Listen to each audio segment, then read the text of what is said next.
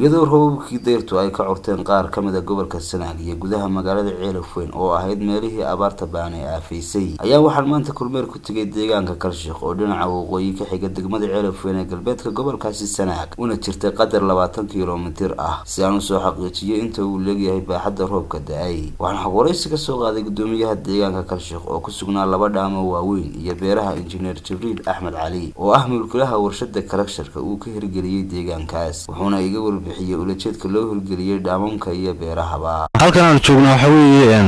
weeye waa dhaam uu ka sameeyay ninka la yiraahdo Jibriil Axmed Cali markii hore meesha wuxuu digay wadada inuu uga soo saaro chayga dabadeedna fikradda kala tustay meeshan inay ku fiican tahay meel dhaama oo biyaha xagga hoose ka qaban karta biyo badan qaadi karta dabadeedna wuxuu sameeyay dhaamkaas uu sameeyay tacab badan buu geliyay cagafyo uu isticmaalay sibiriyo buu isticmaalay dabadeedna dhaam weyn buu halka ka sameeyay abaartii baa la kulantay intii hore roob ma diin mana gelin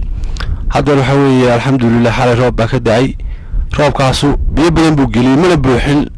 ilaa 3 meelood marka laga dhigo hadda waxa ku jirta meel ahaan 2 meeloodna way u dhimantay insha Allah taala inta dambena Ilaahay baa buuxinaya qofka hadduu war samaysto Ilaahay garo inuu wax ugu shubo waxba maaha waanu ku amaanaynaa runtii tacabkiisa uu geliyay beeru ka sameeyay dhaamka halka dhinacaas buu sameeyay haddii kaas loo buuxsamo labada dhaam buuxsamaan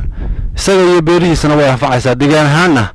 area Kalshiq ilaa hadda doonto Ceelaf Weyn biyo ila gaaraan baa suuragal wayna gaaraan qudradu way gaadhaa maxay ahayd biyo way gaaraan dhaamkan waxa weeyeen waa dhaam runtii faa'iido weyn keenaya isagana uu keenaya deegaankana uu keenaya cid kasta oo hanti leh haday dhulka wax geliso iyaguna way ka macaashayaan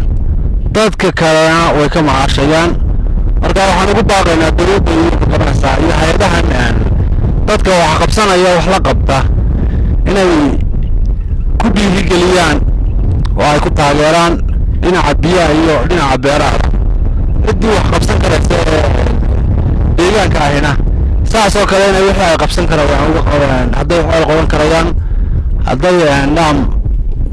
kii qaban karaya inay qataan. sidoo kale waxa isna halkaasi ka hadlay aqoonyahan Saciid Xaaji Yuusuf oo tafaasiil dheeraad ah ka bixiyay cabirka ay biyo ahaan qaadi karaan dhaamamkan iyo baahida biyood loo qabay. dhaamkii labaad horena waxaan soo sawirnay dhaamkii hore ee weynaa ee ku yaala Buura dhexdooda dhaamkaas weyn wuxuu qaadi karaa qiyaastii 3 milyan iyo badh mitir cube oo waqtiga la soo marayna mar hore buuxsamay waqti hore abaarta 2 sano ka hor mar buuxsamayna waxa ka cabay ilaa 10 kun oo qof oo dadkii u hayaamayay Siraad iyo Bari ahaa ee ka soo qaxay abaarta gobolada Bari gobolada Koonfur Togdheer iyo Sool ilaa Saraar ilaa iyo Hulud dadkii ka soo guurayay ee abaarta ku dhufatay marka ay baadeen Siraad iyo waxigeedan halkii kaliya ku baxsay biyo ka dhaasay waxay baliga weyn hore soo maray